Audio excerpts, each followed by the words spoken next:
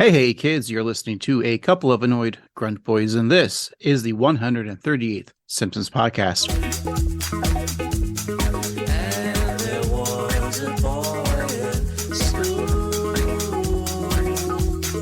hopelessly wrestling all his food.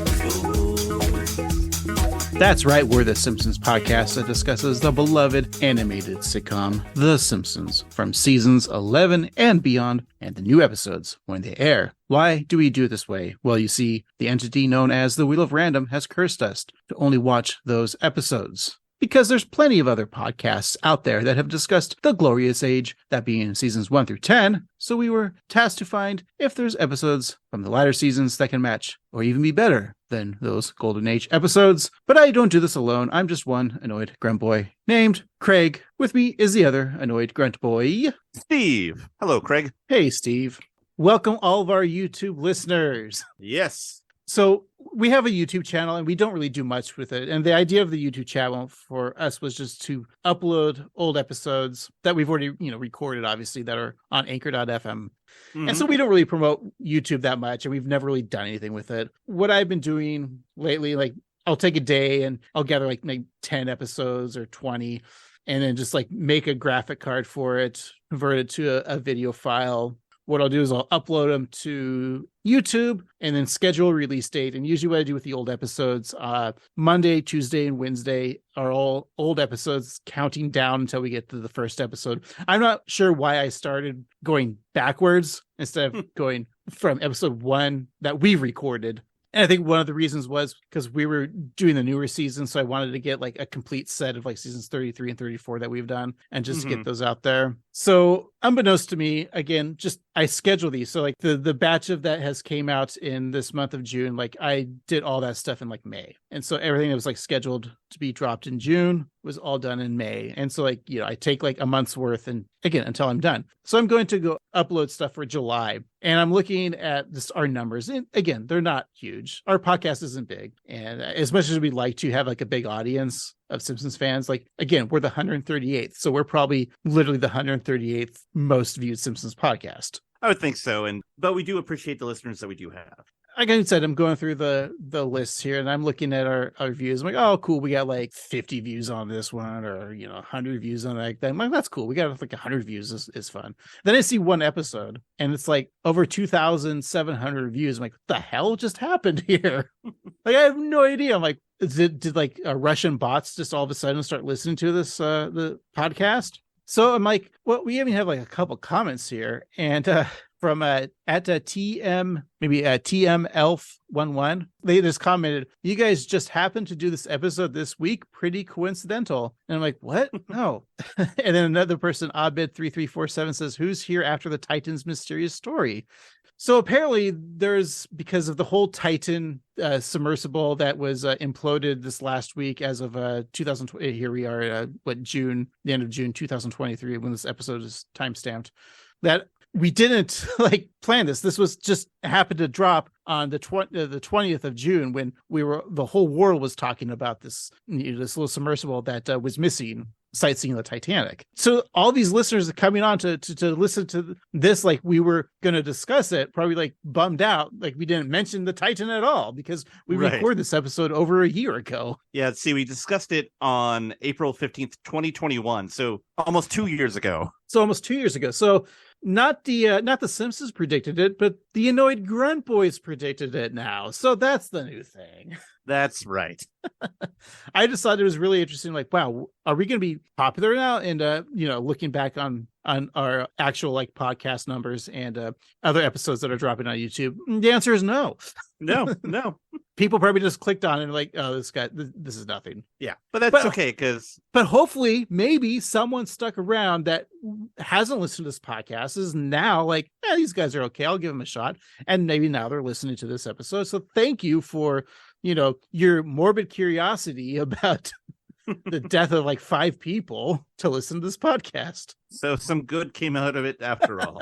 Steve, what was your whole thoughts on this whole Titan thing? Since they want to hear it now. What do you feel like? Did you care? Were you concerned? Were you looking on Twitter? every day about the information on this or what? Well, Craig, I gotta say, like, it's sad when people die. You I know, thought you were just gonna end it there, like, and that's it. well, kind of, because like there was a refugee boat with hundreds of people who also died that week, and there was zero like media coverage, and that's a shame. And so like I don't want to take anything away from the loss of these people's lives, but you know, James Cameron said like, hey, this thing isn't safe. Mike Reese, Simpsons writer, was on this very same craft that killed these people, or you know, that these people died in, and he went down in it, but not so far. And he was like, I'm unsure about this. And so they kind of knew what they were getting into. And so I don't know. No, I'm 100% with you on this. I would just like rich people risking their lives. I don't care. Like, Yeah. the only one I feel sad for is the kid who was just kind of like forced to go on with his dad. Yeah. That sucked. Because like all accounts, he said that he didn't want to do it, but he did to make his dad happy. Right. But hey, as long as we got some new listeners, that's all that matters. Exactly. It's also kind of funny that we're reviewing this episode because this was supposed to be our ode to Treat Williams, but all this like Titan talk was about going down to see the Titanic, which was a cruise ship. And this episode also happens to be about a cruise ship. So again, we're not planning it, but another annoyed grunt boy episode predicted it. Yep. AGB predicted it. Well, let's just get to it this week, Steve. Let's go on a cruise. And I figure, you know, when you're on a cruise, you don't really need a beer or wine. You want something tropical, like maybe a cocktail. Oh, That's why, Steve, I say we go to one of our favorite corners, the cocktail corner. Cocktails and moonlit nights, that dreamy look in your eye, give me a tropical contact high. All right, Steve, what kind of cocktail are you going to have for this episode? well, Craig, you know, in this episode, Bart's in a lot of pain, and he wants to kill that pain by taking a tropical cruise. So I have the classic cocktail, the Pain Killer. No, it's not named after that great Judas Priest song. I think it predates it, so I'm just going to run down the ingredients. 2 ounces of dark rum, 4 ounces of pineapple juice, 1 ounce of orange juice, an ounce of cream of coconut. I'm using Coco Lopez. And then you just shake that up, pour it over some ice. You garnish it with some nutmeg and pineapple. And let's take a sip here. Oh, that's a delightful, refreshing drink. Coconutty creaminess. You get the little tang from the pineapple and the orange, and that's just a treat on a warm summer day. That sounds delightful. Truly is. I might have to have a sip of that later. Alrighty, well, Craig, what are you drinking? Well, I'm going to make it simple, stupid. I'm going to just order at the bar, like one off their signature cocktail menu. And I figure I don't want anything like crazy. I just want a classic tropical drink, and that's why I'm going with a Mai Tai. But I'm not going to get all the ingredients because I had like a little bottle of like mixer. You know how like you get like maybe for like a holiday or a birthday, like someone's, or you're like at a white elephant gift exchange, or like here's a 10-pack of mixers that you add the booze. There's no booze in it, but you have to add themselves. That's why it's like, oh, this is affordable because it's only $10. It's because you're paying for just the sugar water.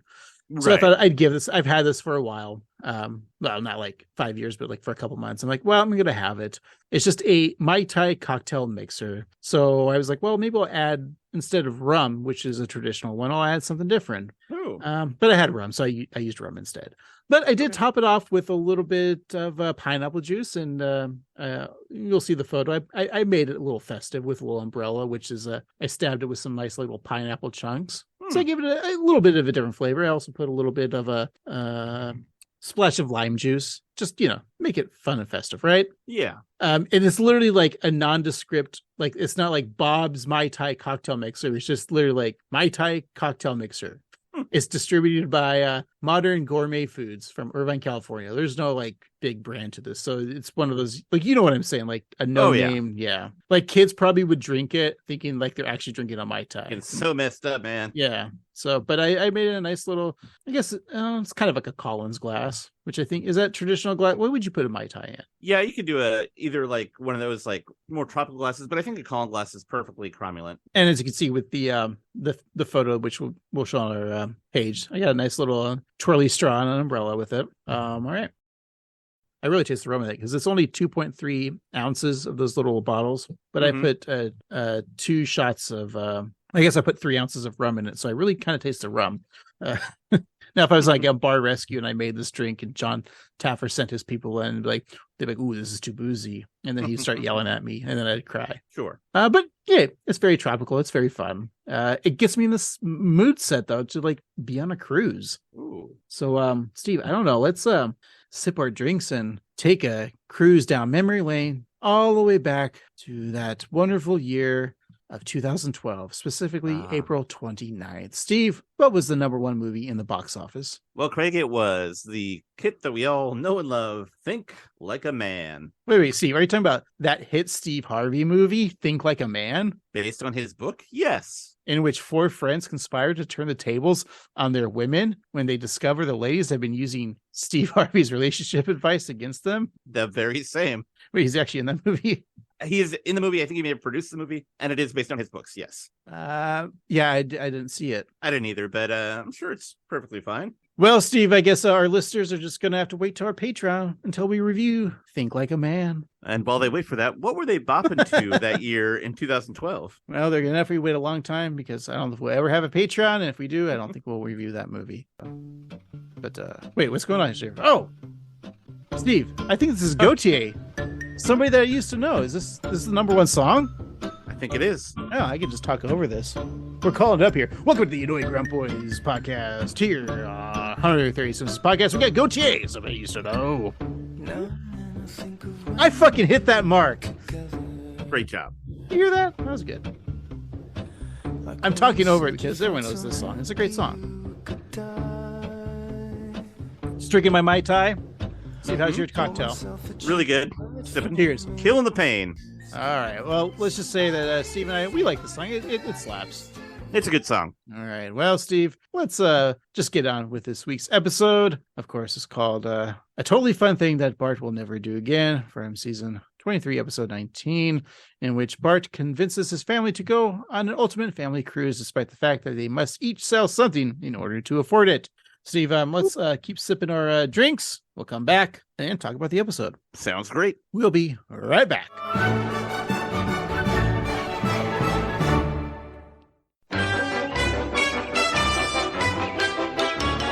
And we're back. Today we're talking about A Totally Fun Thing That Bart Will Never Do Again. It's the 19th episode of the 23rd season, originally aired April 29th, 2012. It's episode 512 in the show's run. Your nerd code is PABF12, written by Matt Warburton, directed by Chris Clements, and your co-showrunners are Al Jean and Matt Selman.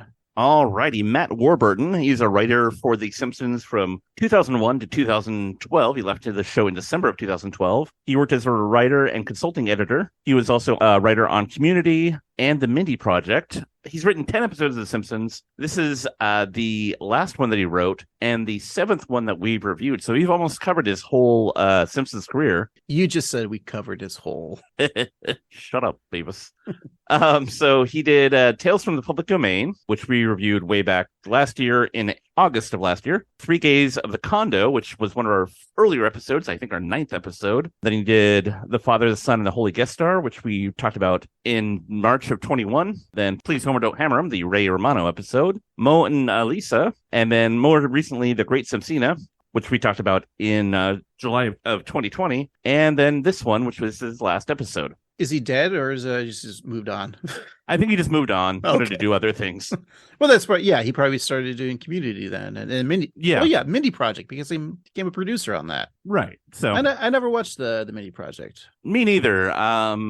Is it because you hate Ike Barinholtz? That's it. I hate the whole Barinholtz family. Because you like Bear in Steve, Holtz. Not Bear in Holtz. Yeah. Steve likes bears. I do like bears. So out of those, besides this one, what do you think is your favorite Warburton episode? It sucks that we did 3 Gays of the Condo in like on our 9th episode, because I think that's like a solid episode. It is a very good episode, and it might be the one. I would say it's between that one and the Please Homer Don't Hammer on the Ray Romano episode. So we haven't reviewed Codependence Day, which is season 15, episode 15, or Springfield Up, which is season 18, episode 13. He has a segment in Treehouse of Horror 19. Yeah.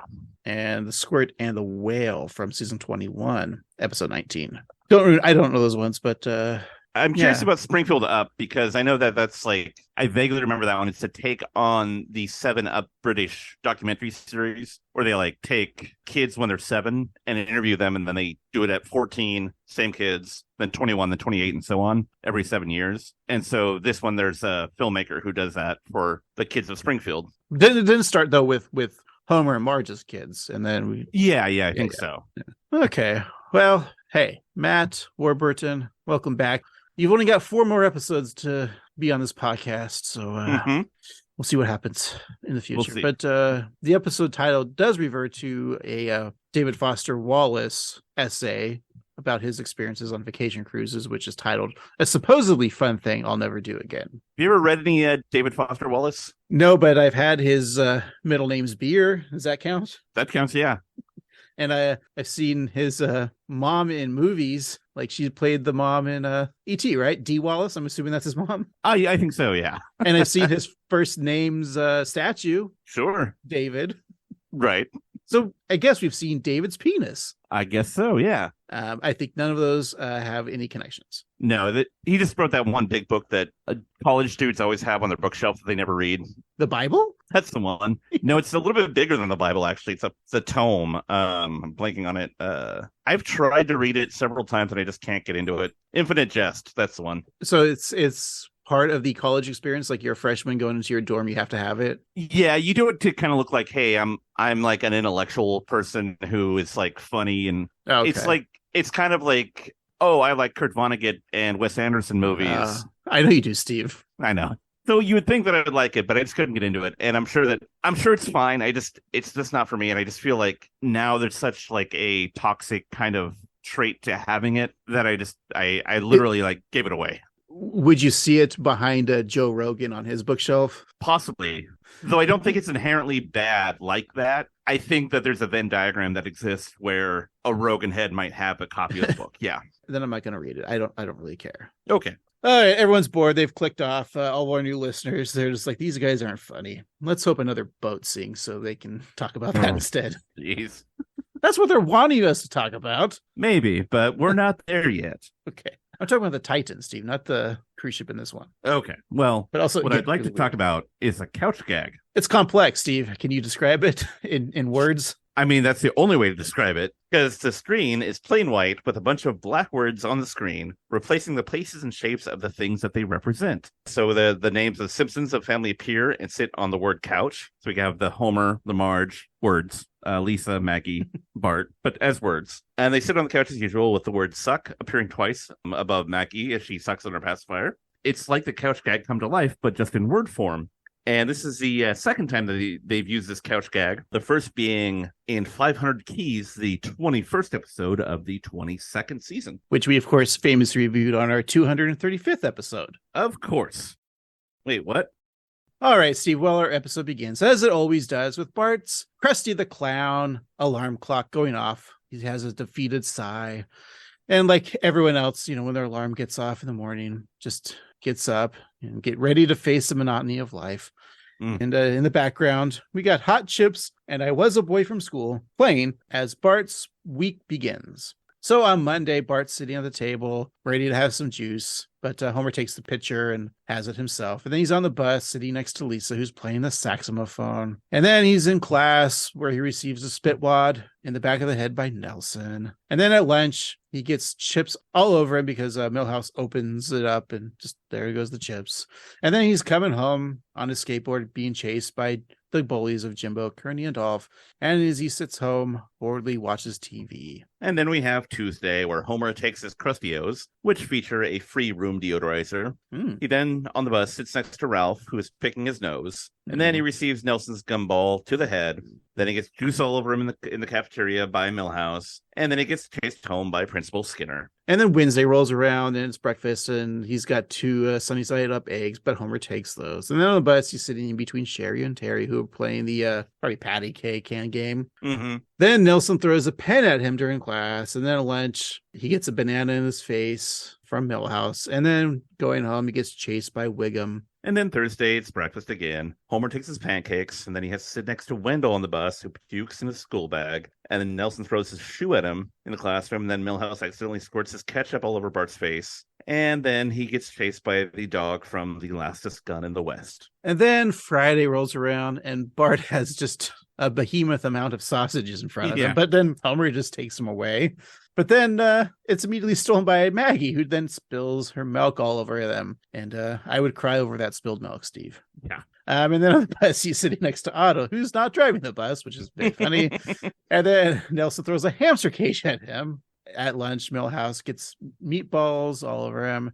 And then on his way home, he trips on his skateboard and he drags it into the house and just sits on the couch. This was a really fun direction, like the way that they lined him up. It was like a music video with the the Hot Chip song. It was like that should have been their music video. The whole visual direction of this episode is very well done. But, we've all been there. It's just like, oh, yeah. Nothing can make you happy for a couple days. There's that moment where you just wake up, you're like, same old shit. But also, like, that's a lot of sausages on his plate, Bart. Maybe like 2? Yeah, maybe 3 at tops. You're a 10-year-old boy, but like 1 is enough. Yeah. Don't get sausage greedy, Bart. Yeah. 1 may be enough for you, but I know if it was Dick Van Patten, 8 would be enough for him. I give myself the crickets. Fair enough. And those stack of pancakes. That's a lot of pancakes. And Homer bad man. Like, he's such a dick to his kid. I know. It's awful. Yeah. So each day, Bart ends up on the couch, depressed. Maggie sees the state that her big brother's in and offers him her pacifier. He declines, saying that a day comes when that just won't do it anymore. Like in sucking off or... Yeah. So Maggie begins to suck ever furiously, thinking about her own imminent ennui. Bart turns on the TV and sees a bored girl in black and white classroom. An announcer is heard saying, "Stuck in a rut? Ready for a change?" A rainbow then pops from the desk and takes her away. Much like the way the people at Target are trying to take your kids away from being straight. That's true. Yeah. It's a fact. That's right. They're so evil, that corporation.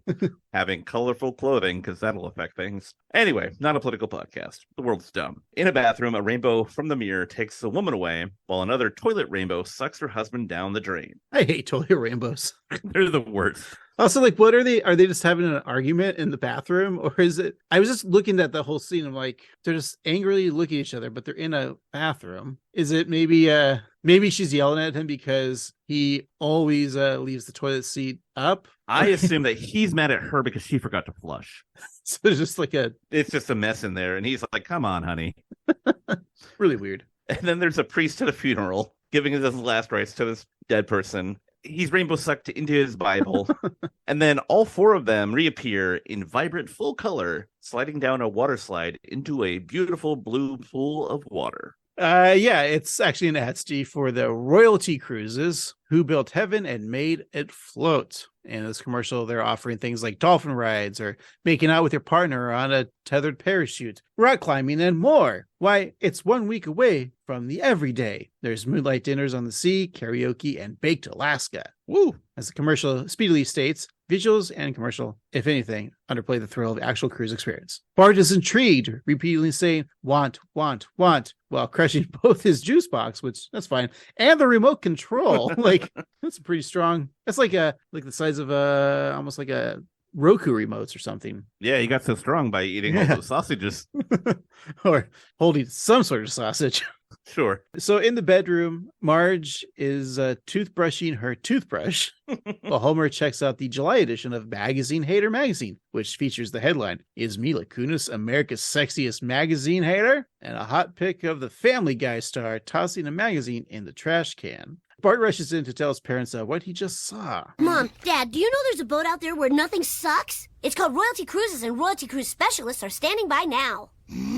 I'm sorry, sweetie. Maybe we could afford a vacation if some big shot didn't pick up the tab for his buddies at Mr. Steak. Again with Mr. Steak. Do you know why I go to Mr. Steak? Because at Mr. Steak, they don't get mad at me for spending a lot of money at Mr. Steak. Well, of course they don't. Why don't you talk to Mrs. Steak? There is no Mrs. Steak. Who could stay married to such a man? Okay, maybe I can pay for the cruise. Let's see how much it costs for a cabin on a low deck. No portal. Group Z lifeboat access. Aw, it's still a ton of money. Face it, we're just kids. We can't afford stuff with zeros in the prices. All we have in the world are the things our parents give us. I really like that line. Kids can't afford anything with zeros in it. I don't know why. It's just a really well done line. Even if it was $10? Not for kids. That's true. Like, when you're a kid and you're going to like in the toy aisle and you're like, oh, I want this one and this one, but I don't have the monies for it. And, you know, of course, kids beg. And if your parents spoil you, then you get it. If they're not, then you don't get it. You know, but as an adult, like, yeah, I can buy that toy if I want to, but I don't want to because I don't need it. It's the cruel irony of it, because I know when you can afford stuff, you don't want it anymore. It's like thinking back when I was a kid, like, well, when I'm 30 years old, I'm going to just eat candy every day and ice cream. And you can buy it, but like you don't when you're 30, because that's the worst thing you could be eating. But when you're 41, you just say, fuck it. The world's going to end. So you do have pizza and ice cream every day.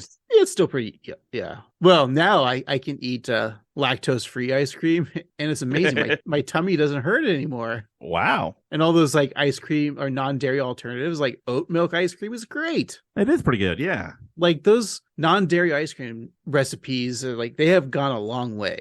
It's true. Like a lot of those times, those old flavors, like like originally was like soy ice cream, like it was never good. And then like coconut, and it wasn't good. But now they are. Yeah, I love coconut ice cream. It's great. Yeah, but I meant like coconut milk, not yeah. Yeah. Like a coconut milk ice cream affogato, delicious. And then I just love the Homer doesn't understand the idea of like commerce, and he's like, oh, that Mr. Steak loves it when I give them money.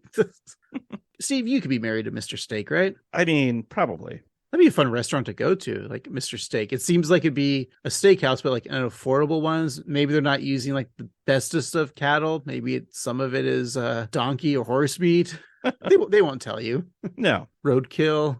Interesting way to start the show. Like, so weird that Bart wants to go on a cruise. I guess it does look appealing. Like, we see commercials for cruises. Like, oh, that would be fun, I guess. I mean, I'm going to ask if you've ever been on a cruise. I'm going to tell you I haven't. I never will. I won't talk about my thoughts about this episode just yet because it's very early on. But the idea of a cruise sounds like the worst thing in the world to me. Yeah, I'm like iffy on it. Like, it sounds like the worst thing ever. But then when I see these like curated cruises that sound kind of fun, like I know that Kevin Smith is doing a whole Kevin Smith cruise where, you know, it's going to be him, Jay, like all the people in like movies, like Dante Randall, Jason Lee's going to be, you know, like, well, that'd be fun. Just like being on a cruise with like-minded people, and then they do like Star Trek cruises and other the Maximum Fun. They used to do a cruise, the podcasting network, and like you could just hang out with all your podcasting friends. Like, could you imagine if there was a Simpsons cruise? Oh yeah. For those like branded cruises, like say there's the Simpsons ones, who do you think would be on the cruise? Like creative team, obviously, right? And star wise, like who would you want to go see? I think it'd be really cool to see Yeardley. I could see her doing it. I mean, I don't know them personally, but I could see a Nancy and a Yeardley probably doing it. I don't see Harry Shearer on it. No way, he would never do it. I don't even know if Hank would do it. Yeah, I doubt it. I think he might feel that he's too big for that, but I don't see Julie doing it either. Not because she's too big, but just I don't think she wants to exert that much. I mean, it'd be great if Tress was on it, then we would be on it. Oh yeah. And I have to assume Bill Oakley would be there. Yeah, get like a lot of the old. What about Schwartzwelder? He's just secretly the pilot of the ship. Yeah, Captain Steve, captain of the boat. Yeah, it's not a boat; it's a ship. He's the pilot of the boat. They do not like it when you call the cruise ships a boat. I know. Okay, Bart even says it later in the episode. Bad Bart. You'd have to have Daddy Matt there. That's the only reason to go. I don't think he would, because I get to see him wearing like a Hawaiian shirt, just having like a cocktail in his hand. Like, hey, everybody, welcome to. Like, I see more of the creatives, and that's probably seeing an Al Jean and a Matt Selman and a Scully. That'd be kind of fun, right? Caroline Omini. Well, I mean, Dan would have to be there with Deb Acosta, his wife, right? Oh yeah, yeah. I think we'd see Dan. I think of the talent, it would be Dan, Yardley, probably Nancy, Tress, and hopefully Tress. What about just like super fan, like celebrity Super Simpsons fans? Like maybe Ben Shapiro, Ben Schwartz. Jesus. Yeah, Ben Shapiro, Charlie Kirk, Tucker Carlson, all your favorite Simpsons super fans. Ted Cruz will be on it because he likes, right. I'm on me, and I'm a Simpsons. He is a Simpsons super fan. He's like, to Cancun, we go. Cowabunga, I suck. Oh, what about Conan O'Brien? Oh yeah, I'm sure he would do that. They would have to be the Team Coco cruise. Now that would be a cruise that'd be fun to go on. Oh yeah, because it'd be Gorley and Sona. Probably get Andy Richter. Yeah. Get Jimmy Vivino and the Max Weinberg 7. I don't know if Max Weinberg would be on it. Now we're just digressing of like all the. Yeah, I mean, you'd have like Triumph would be there. Jordan Slansky would be the big. Oh yeah, for sure. All right, we're digressing too much of the cruise. So now we're making it sound fun. I know. I think Maybe I do want to go on a cruise. Yeah, I think it's the whole you're just stuck, and I guess we'll get later into the episode of like it's not claustrophobia, but it kind of is. Right, exactly. But it's amazing, like when Bart's going through this whole thing, like trying to figure out the cheapest seats, and I was doing that too. I wanted to see how much certain like theme cruises were. And then, yeah, like those like in the middle, like no porthole cabins are still kind of spendy. But if you think about it, you're on the cruise ship not to really hang out in your room. You're there to experience all the other things that go on the cruise. Right, exactly. That's just a place where you to sleep. Mm-hmm. But I guess if you do like get pretty wasted and you're like hungover on one of the days, you might like, I just need to take a relaxing day and not do anything. But then you feel like you're probably wasting the day. So in a way, there's like kind of like pressure on you. Like when you go on a cruise, it's like you have to do all of these things because you've got to get your damn money's worth. Right. That's kind of my issue is like you're forced to have fun. Yeah. But it's their definition of fun, which isn't not fun. But maybe I don't want to do all those things all at once when they tell me to. And also, I'm worried about like running into the same people over and over again. Like, oh, we're cabin buddies. And like, yeah. Well, when the Simpsons cruise happens, we'll get some Simpsons podcast fans out there, Simpsons podcasters. We'll cruise to every single town of Springfield. So it'll be a cruise through the contiguous 48 states. You know, maybe like a riverboat cruise would be fine because you're like not in the middle of the ocean. Like if something happens, you're right in between the land. Like there's land right there. I think we're talking too much about cruises, right? I think so. The only cruise I want to talk about is Tom. No, I don't want to Penelope. Or Ted. We already talked about Ted, so let's just finish the episode. Steve, are we done yet? No, we're about 2 minutes in. Okay, well, hearing Lisa's comment about the only thing that the kids have in the world or the things that the parents give them is Bart looks at all of his belongings and begins to think. And we know what Bart's thinking, right? So later, Homer rushes to Bart's room to tell him about this really mean squirrel in the backyard and hopes that Bart will dare him to fight the squirrel. But when Homer opens the bedroom door, he finds that the room is completely empty. And oh, no. Figures that Bart has been raptured and all of his crap has been craptured. But outside, Bart is having an everything sale, selling his basketball to Martin and his skateboard to Dolph, who uses it to smack Martin in the head. And Skinner purchases Bart's infamous slingshot just to cut it. So, no more slingshot. Is this the end of the slingshot? We don't see it anymore? Yeah, I think so. All right. And then Nelson is interested in Bart's underpants for some reason, stretching it out like maybe it'll fit, or is he? So I have two theories. What if he picked it up and started smelling it instead? So my two theories is one, he's looking at it to think about wedgie possibilities because he'll want to wedgie Nelson. My other theory is that both Martin and Nelson are at Bart's garage sale looking to improve themselves for their future lover. So Nelson's buying a basketball so it can be more of a sporto for Nelson to impress him, whereas Nelson's looking to buy underwear, albeit used underwear, but probably in better condition than his own, so that he can go to Martin and be like, hey, I've got like briefs without holes in them. Or just to show him that he has underwear now. Yeah, exactly. So maybe Nelson goes commando. In fact, I'm saying it now. Nelson goes commando. Okay. I know that's the joke jowl sound effect, but it's also now the cannon sound effect. I guess I could get a cannon for that. Yeah. That makes more sense. But yeah, I think you're right. That's all I'll say. Okay. And then we see Cletus and Brandine haul off Bart's mattress, while Moe's interested in a box of Bart's baby teeth, since he needs more calcium, and he ain't Tums rich. Yep. And then he pops one of Bart's teeth in his mouth and chews on it. Ugh. So gross. Tooth on tooth. That's not fun. No. At the dinner table, Bart laments the fact that he sold all of his stuff, and he still doesn't have enough money for the cruise. Marge tells Bart to just enjoy his dinner, but he has unfortunately sold his dinner futures to Homer, who happily scoops up his son's food into his own plate. Bart says he doesn't have much of an appetite and then heads to floor since, he sold his bed. That's just a fun line of like, because I'm going to my room, but I just love that. I'm going to floor. They're really fun. I'm going to bed. I'm going to floor. Yeah. So Marge witnesses Bart sleeping in his own bare room next to the jar holding his cruise fund. The following morning, Bart wakes up to a big surprise. Mom! Dad! I woke up and the money jar was full. That means the devil accepted my bargain. Now, to uphold my end of the deal. Snowball 2! No! We saw how much this cruise means to you, so we all sold something special, and we made just enough for an economy cabin. I sold a couple of my rare jazz records. After a while, they all start to sound the same. Still love the genre, of course. Not even close to getting sick of it. And I sold our good china. Really? But that's been in your family for generations. Yeah. Actually, my mom stole it from a woman she cleaned for.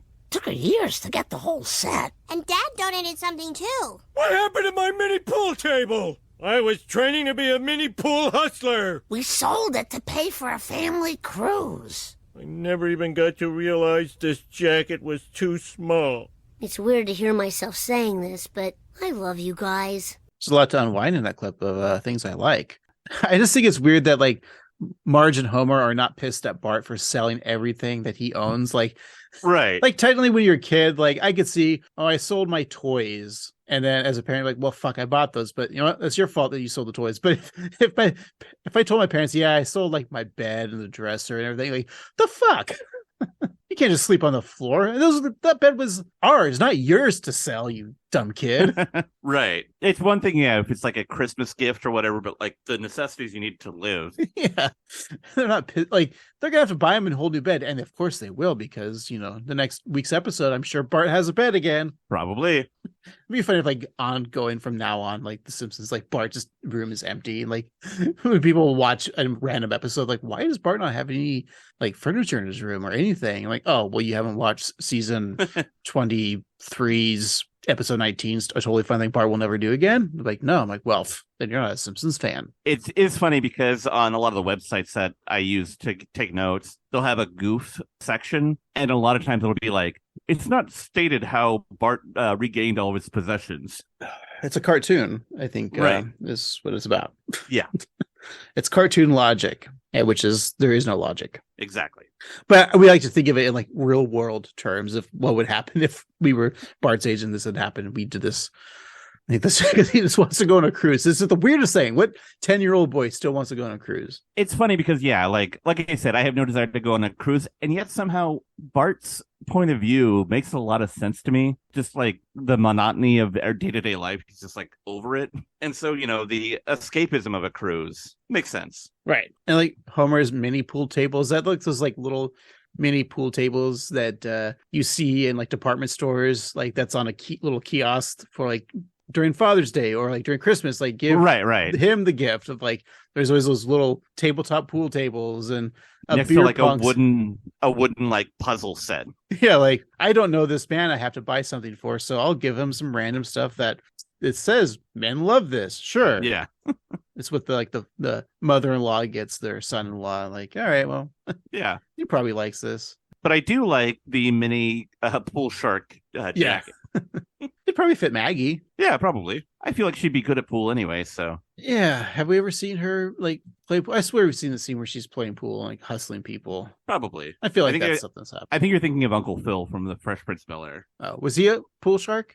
He was. I don't remember that episode. Or are you making some deep reference that I don't understand what you're saying? No, I'm just referencing the little episode of the Fresh Prince of Bel-Air where Will gets in trouble at a pool hall. So Phil has to save his ass. And then turns out that Uncle Phil was a pro pool player in college. I just know, I just thought Uncle Phil, like before he was he a judge, right? Mm-hmm. I just remember he was always trying to make turtle soup with 4 teenage mutant ninja turtles.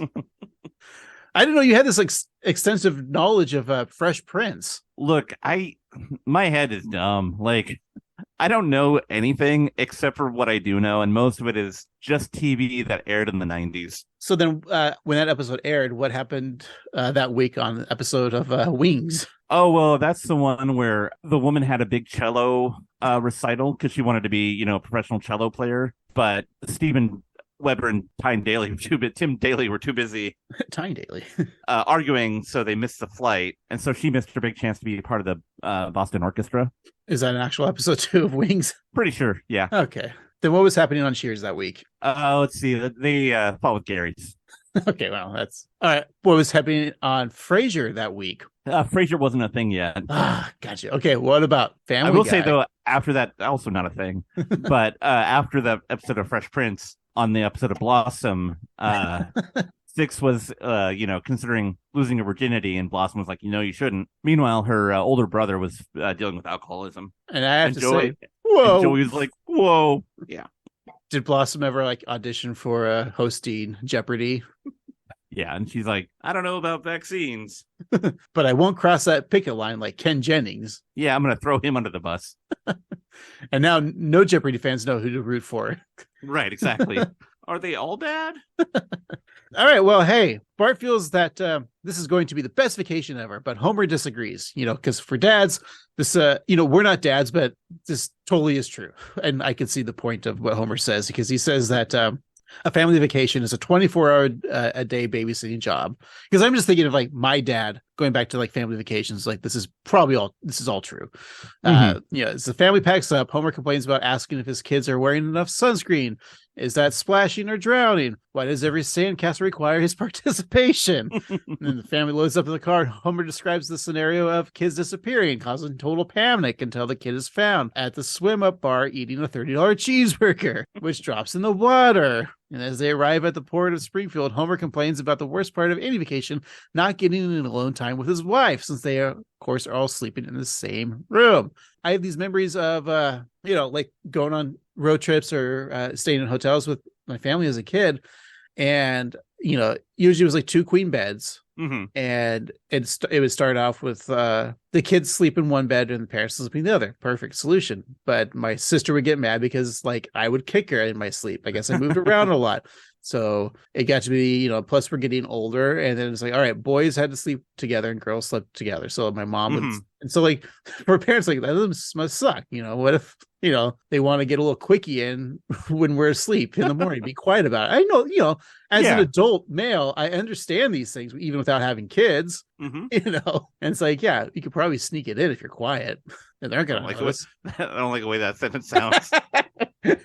Okay, it's not the right phrasing I just used, but I get your sentiment though. Yeah, so it must suck for parents, they can never have alone time. Yeah, and the idea of just thinking about as a kid, the $30 cheeseburger and dropping it, but imagine you're a parent, you see the kid dropping the ice cream and they start crying, and you have to give them another one, and you're not thinking oh, this will cheer me up. You're just fuck, little fucker, just cost me money. Right.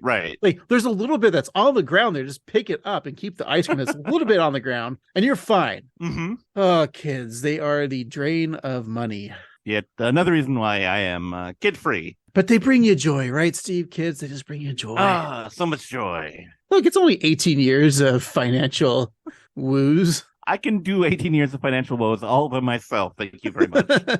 I'll be mad at myself when I drop my ice cream cone on the floor. Yeah. But hey, Steve, how's Marge's outfit here? It's fun and festive. I like that she's all dressed up for her vacation. She's excited for it because, sure, Homer might have to be a parent for the week, but, Marge is always a parent, so he gets a little time off. So she's dressed like a little sea captain. Yeah, I like it.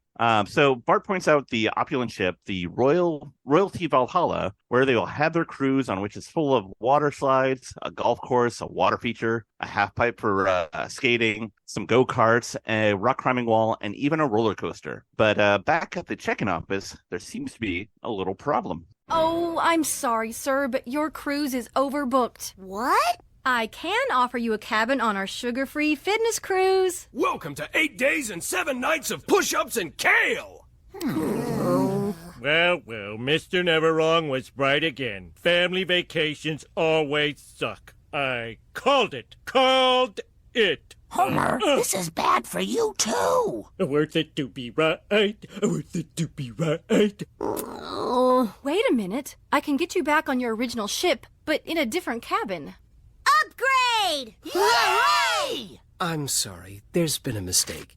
This isn't your cabin. No. Double upgrade! Hooray! Oh, I knew it. It was all a dream. No, honey, you just passed out when you saw the private bedroom in our triple upgrade. I actually did it. A perfect vacation.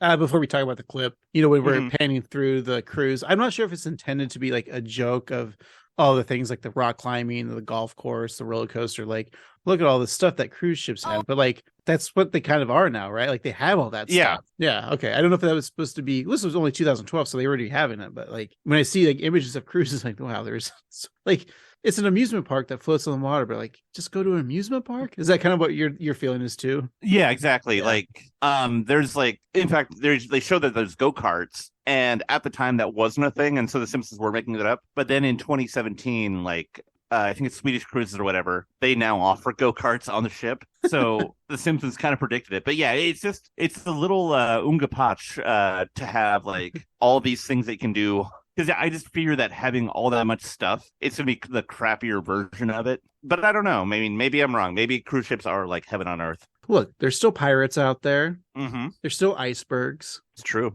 There's still krakens. Don't release them. There's still mermaids and mer people. Mm-hmm. There's the Loch Ness Monster. We still haven't found that monster. What if it's in the oceans and it's going to eat us? True. There's still the Meg. Mm-hmm. Jaws is probably out there. Godzilla's. Yeah, there's still kaijus. And there's Pacific Rimmers. There's still the whale that swallowed the boy with the wooden nose. What's his name? Pinocchio. Brendan Fraser. Yeah. What? Oh, that's the whale. Yeah. Yeah. He'll just eat everything on the ship. I like how like Bart's upgrade room is like the Unga Patch guys, you would call it. Like, his boat is us, or his bed is a boat, which is really cool. Right. And then he's got a mini, like a half basketball court with rock climbing, and also a fish tank with a shark in it. Right. A beanbag chairs with some gaming system there, like an Xbox, or actually it looks like a Dreamcast. But maybe he's trying to steer the ship. yeah. Hey-o. Oh, too soon with the game controller. I get it. Yeah. I get Sorry. it. That's what our listeners want to hear us talk about the Titan. Had to do it. Well, we already did. We already talked about it. Yeah. I do like that Bart takes credit for it too. Like, he's like, I did it. I actually did it. A perfect vacation. I mean, in his mind, he did, because it was his, I mean, him watching because he did TV. earn some money. Right. He's like, I'm trying to make this family vacation, because he is trying to. I mean, he does talk about it later in the episode. Like, he wants to have this fun family vacation, because every vacation they've ever been on, it's been obviously like they are on a sitcom or something. Exactly. I don't know if this happened to you, but it's happened to me maybe once in my life. But like, when you go and you have reservations, or they always start like, oh, sorry, we lost. Like, it happened to me with like a car rental. Oh, I know what you're looking for, but guess what? We have an upgrade for the same price, and they always like get you. Oh yeah. Like, I remember I went to like San Diego once, and I had a rental car set up for me. I just got like the cheapest economy car. Mm-hmm. And I just remember going like, oh yeah, that one 4-door economy car, or looks like we don't have any, but good news, I can upgrade you to a convertible, and it'll actually be cheaper. And I'm like, really? Like, yep. So you could wait a couple hours until that sedan that you wanted is coming in, or a convertible here in sunny San Diego for like $4 less a day or something like that, right? Right. I was like, well, duh. And it was, and I probably told the story on this podcast before, because we only have 5 stories. Right. And it's like, here's your car. It's a convertible PT Cruiser. Ooh. So I'm like, so cool. I'm the sexiest grandma in San Diego. Oh yeah. But honestly, it drove pretty well. Nothing wrong with it. I know they don't make PT Cruisers anymore, but yeah, it was perfectly cromulent to drive. But like, yeah, I'm like what, like 25 or something? What? Well, 26, because you can't rent a car unless you're 26. That's the only reason I went to San Diego. Was like, I'm turning 26. Rent a car. Time to rent a car. Cruising the streets of San Diego with my PT Cruiser rolled down, probably like blasting some Paul Simon. The lamest version of Ice Cube's Good Day I've ever heard. Honestly, So- I'm not making a joke about, blasting up Paul Simon. I probably I was know. listening to Paul Simon. Yeah, I believe you. Like some like sexy co-eds there, like pull up in their car. I'm like, you can call Ooh. me, not Al, but Craig.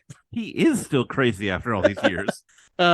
Solo vacations are kind of fun. Yeah. I've only done them like once, but it was fun. Yeah, I've never done a solo vacation. I think my wife has once or twice, and I think they're good. Like, I think people should find time, like, be it a concert or a movie or just a vacation or whatever. Just take yourself out every now and then. As they would say on Parks and Rec, treat yourself. Treat yourself. That's right. Yeah. Anyways, let's go to our second act, Steve. Okay. Okay. And it begins as every second act does on The Simpsons, with Marge being amazed on how many bath towels were given to them on that cruise. And, of course, it was enough. That's all. Mm-hmm. There's no number. She just said enough. Bart is equally impressed with the DVD library of movies that have yet to be released, such as Jack Black in Kung Fu Person, which is the photo of Jack Black as a guy doing Kung Fu. And then something called the Pandora Strain. Guess we'll get to that later. Is that the Chekhov's phaser of this episode? I think it is. All right. Just then, a TV turns on, and we're introduced to the cruise director, Rowan Prittis, played by British comedian legend Alan Partridge himself, Steve Coogan. Steve, are you a fan of the Alan Partridge programs? From what I've seen, yes. I also really enjoy The Trip and those movies. Steve Coogan, to me, has like kind of an Albert Brooks quality to him. It's just kind of this effort humor. Yeah. That is very like kind of low key and casual, but you just So that was Tom Hiddleston, Loki, not Alan Partridge. Okay. It just flows out of him, like just without. It doesn't. It feels like he's not even trying. He's just naturally funny. I really enjoyed Hamlet too. Remember he was in that? Oh yeah. That was a fun one. Yeah, no, Steve Coogan, like he's that guy kind of guy, right? Exactly, yeah. But Especially every for us time Americaners, every time you see him in something, he's always bringing his A game or his A to Z game. There you go. Okay. So as he speaks, the camera resets the shot every time. So Rowan states that the only rule on the Royalty Valhalla is always have fun. He then goes on to say that the passengers' every need will be catered to, from the toddlers club to condolences to ships awarded winning luxury morgue. Let's hear from the cruise director now. Your enjoyment pays my salary, so in a sense, each of you is my boss. And as my boss, I'd like to ask you for a week of vacation. A week I will spend here, on this cruise, performing my normal duties as cruise director. That's how much I love my job. Bon voyage. Whoa, a fun schedule. There's so much to do. Laser tag, water slide, bobsled. Oh, ice cream snowball fight starts in 5 minutes. Oh, we actually have the cabin to ourselves. Sex on a family vacation? I never thought such a thing was possible. And the ocean will do all of the work. Ocean sex rules! Go to hell, land sex! All right. Before we talk about the fun schedule, a couple things. Ice cream snowball fight. That sounds like something as a kid, like that would be the greatest thing ever. Yeah. And as an adult, that sounds like the greatest thing ever. And I know it's like, let's just think about this logically. Okay. So you have like giant buckets of ice cream. I would probably not have anything that has like nuts in it or anything maybe too hard, right? Right. No Ben and Jerry's. Yeah. Maybe your basics, right? But like have it nice with like, your chocolates and vanillas, maybe Oreos and cream, but no rocky roads. Right. But as a kid, how fun would that be? Like, it's kind of like, or like soft and like you just get pelted with ice cream. You're like, oh yeah. Yeah. But then like it's gonna be sticky, right? So then after that, you just like you go into like a giant shower that showers chocolate syrup all over you, and you just start licking each other. No, I mean, licking yourself, not each other. No, I'm just thinking like it's just the human Sunday experience. Oh God. And then and the kids are all like covered in ice cream and hot fudge and sprinkles and caramel and nuts. And then they go into another room, and then there appears Ralph Fiennes, and he's like the same character from the menu, and he's like, and dessert. And then all the adults eat the kids. I like it. Yeah. Spoilers for the end of the movie, the menu. Full of children being eaten. Yeah, but this is the I'm making the menu too. Right. It's still Ray Fiennes, but he plays his twin brother, who's also a eccentric chef who cooks everyone at the end. Mm-hmm. I did write a treatment for the menu part 2, the sequel to the menu, but I can't talk about it now because we're on strike. Of course, right. WGA strong. Yeah. I mean, the only character return would be the Anya Taylor-Joy character because, spoiler, she's the only one who survives. Right. But now I think it's going to be Ray Fiennes, but he'll have a mustache, so it's a different character. Yeah, it's clearly his brother. Twin brother. Mm-hmm. Or are there triplets, just in case I need to make a third movie? Smart. Yeah. Thinking ahead. So when Homer and Marge are having fornication, Mm-hmm. I would say fornication, like he screams out, go to hell, land sex. Now, let's just imagine he's probably laying down, like she's doing all the work. She's on top, right? Mm-hmm. So he just like screams that like really loud while they're having sex. Would that like startle Marge? I mean, you'd think at this point she's probably used to it. Well, what I'm going to ask for you is the next time you have intercourse, can you just scream out as loud as Homer does with like "Go to hell, land sex"? I'll report back to you. just let me know what happens. Okay. So while Homer and Marge enjoy the motion of the ocean, here are some of the fun activities that Bart and Lisa can enjoy. So from 7 to 8, we have Xbox with PS3 controllers. And is it the PS3 controller was what they used on the Titan? Yeah. Okay. 8:05 to 9 o'clock, we got the Human Super Mario Brothers. That sounds kind of fun. Yeah. From 9:05 to 9:30, Slime Toss. If you can't do that, 9:05 to 10:15, you could do Mud Munch. Is that eating ass? Is that the hipster? Yeah, I think so. Do? Doing a good old Mud Munch. From 10:20 to 11, we have astronaut training with a certified cosmonaut. Okay. 11:05 to 11:30, we got Chip Sign Language. Cool. From 11:05 to noon, we have tie-dye your own cowboy hat.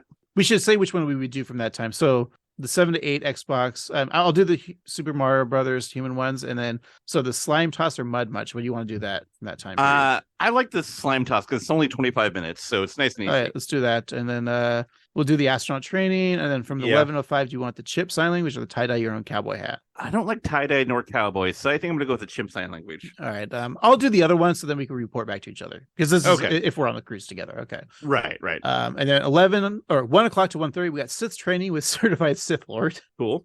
I guess we'll go to that together. Yeah, because we're fine. Yeah, then from 1:40 to 2 o'clock, the propellers, up close and personal. I'm going to skip that one. See, I'm going to take a break on that. Yeah, I might do the After same. Sith training. Okay. Then we get to 2:05 to 3 o'clock. We got Claymation Movie Studio. Okay. Right. From 2 to 4, we have onesie bedazzling class for babies. I think we'll be at the Claymation, right? Yeah, and that's for child labor. We're not children. Yeah. 2:05 to 2:30, we got Toss Melons at the propellers. Oh wait, that's also during the Claymation Studio. I might want to do the Toss Melons. That could be kind of fun. Also, we could go from 2:30 to 3:30. Work those water balloon boobs. All right, that's where we're going to be at 2:30 to 3:30. Yeah, it sounds like a good time. 3:40, a lot of things start. So there's one from 3:40 to 5:40 is hole painting the hole. That sounds like they're just making you do manual labor. Yeah. From 3:40 to 4, you can tickle the purser. From 3:40 to 4:30, you can do pizza frisbee. Oh, or you can go from the same time period, exotic foods that taste normal buffet. And then there's also from 3 o'clock to 4 o'clock, there's para mini golf. So are you parachuting or? It's a good question. I'll say parachuting. Okay. And then one more from the 3 o'clock hour. We got 3:15 to 4:15 water slide bobsled. I like the pizza frisbee or the exotic foods that taste normal buffet because we've done so much. I need to eat. Yeah. I'm doing the exotic foods. Yeah, that could be fun. Okay. What are we doing from 4 o'clock? So at 4:05 to 5 o'clock, we have real life Tetris. We also have 4 o'clock to 4:15 punch through paintings. That sounds kind of fun. Oh, yeah. From 3:30 to 4:30, we have Power Ranger lessons from a former Pink. 3 o'clock to 4 o'clock, sell your cruise ship thriller screenplay. Oh, I think we got to go to that one. We're going to that one. Yeah. So from 4 to 5:15, there's laser tag. 4 to 4:50, we got stuff overboard. So that sounds like stuff. Fun. Yeah. From 5:30 to 6:30, we have fake Broadway auditions. Okay. 5:30 to 6, we got Norwegian swearing. Oh, that sounds like fun to me. Yeah. So I don't want to do the laser tag stuff. I think the new origin of swearing, that sounds kind of fun. Yeah. All right. So then from 6 to 7, we have Ice Cream Rave with Mixin's Master Mike. Funny. From 6 to 7, we got Mess with an Octopus for Advanced. From 6 to 7, Crewman Yuen eats what? From 6 to 7, Victims of Bully Support Group. I should probably go to that. Yeah, probably. Idiot. Stupid loser. Wow. Of course you would go to that. Give me your money. From 7 to 8:30, we got Death Comes to Activity Center, a Kid's Own Murder Mystery. Jesus. And then from 8 to 10, it's morgue time. But they got a great morgue, so it's fine. That's true. I guess I'll do the 6 o'clock hour. I guess I'll do the Crewman Young Eats What? Yeah. I don't want to mess with an octopus. I mean, Ice Cream Rave would be kind of fun. I'll do the Ice Cream Rave. And I guess we got to do Death Comes to Activity Center, Kid Zone Mystery Murder. That's great. Mm-hmm. All right, cool. Cool. Lisa sees the Kid Zone and assumes it'll just consist of a broken foosball table and a game of Clue missing its candlestick. That's like the kid area at like a Motel 6, right? Or it's Right. It's like we have an activity room. Just then, a woman comes up to Lisa to let her know that the Kid Zone pre-screeners have placed her with the most sophisticated children at the Kid Zone Elite. So inside, there's a vegan buffet, junior TED Talks, and Lego architecture with Dutch architect and architectural theorist and urbanist Rem Koolhaas. That's a good name for an architect because Rem Koolhaas sounds like Room Koolhaas. Oh, Steve. Well, Lisa sees other features such as Iowa Writers Workshop at Sea, the Baby Whale Mozart, and the Teen Jellyfish Crisis Center. One Kid Zone Elite member invites Lisa to help them study the effects of rising ocean acidity, while another wants Lisa's help in tagging and releasing seabirds. Lisa loves the diversity, saying that she's died and gone to a PBS kids show. Very funny. She then blissfully chuckles at the fact that there are 2 kids who are in wheelchairs, which kind of makes me wonder if Lisa has a thing for people in wheelchairs. Like, does she want to, get down with like Stephen Hawking and Larry Flint's? No, I think it's just inclusion. That's all she cares about. Yeah, she just really seemed to like the wheelchair kids. We'll give them. Okay. I got more on that later. Bart is ready to tackle his fun schedule by first going down the water slide into a pool, and there's some fun animation clips here, kind of like old school, like 60s animation. Mm-hmm. Anyways, he does a few laps on the go-kart track and then climbs the rock wall and then visits a reptile round where he throws an iguana at some kids. Next, it's a show from Craig Demon. No, that's not my real last name. Magic Freak. Then a firecracker fight followed by indoor skydiving, and then a class about cruise ship history taught by John Maxtone Graham, who is a writer and speaker for the topics of ocean liners and maritime history, and he's also the father of Simpsons writer Ian Maxtone Graham. So that's a fun little nod there to Ian's father. Bart then slides down the staircase of Cowboy Time, which allows him to ride a horse on a treadmill, wildly blasting his guns in front of an Old West backdrop.